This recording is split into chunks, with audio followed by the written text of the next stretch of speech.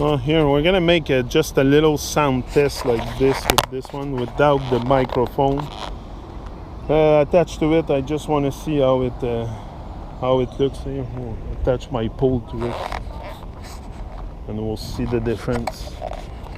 I'm testing the mic.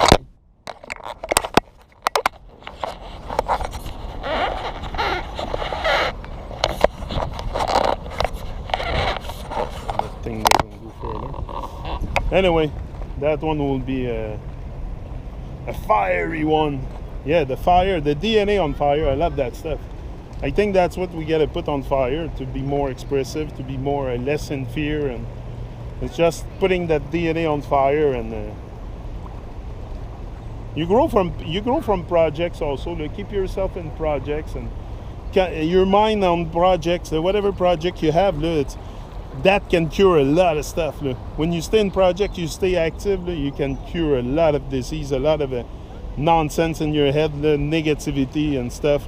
Because it's just our minds are not focusing at the right place often in our life.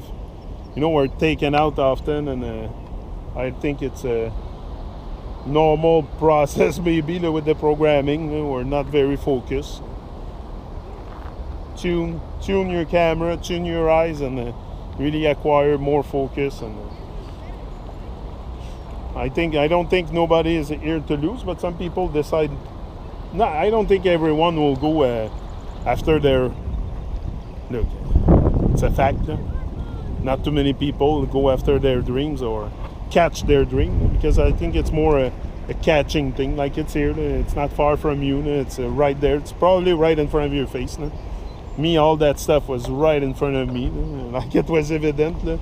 Like I was doing it all the time. Everything I did in my life was about coaching, and especially where I used to work before, I used to love to coach people and transfer my knowledge. I love to transfer my knowledge, so I knew that doing this thing here, and it's not because I know a lot about the external world, but I have been working on myself for a while now, so I know a little bit about the journey, how to process a journey, because the journey is going back home. That's pretty much where we all aim.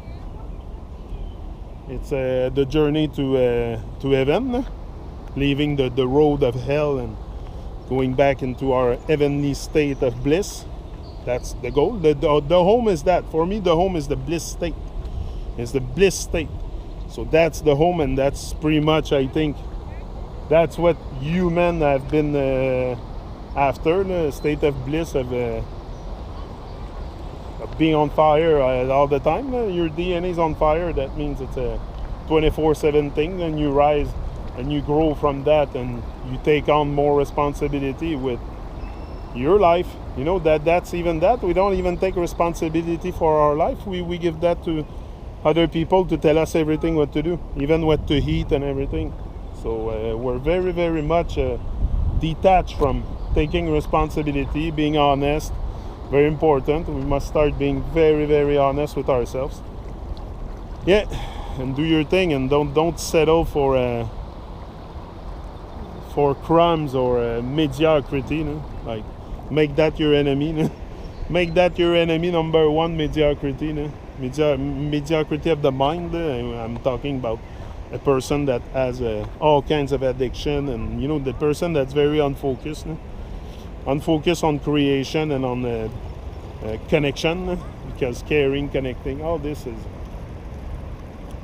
it's a must for anyone who wants to do something with their life. You gotta reconnect your soul. That's the best way to make things happen on a natural level, is reconnecting with yourself, and that needs to be done on a deep level. For some people, depends your ego, how much your ego will drop.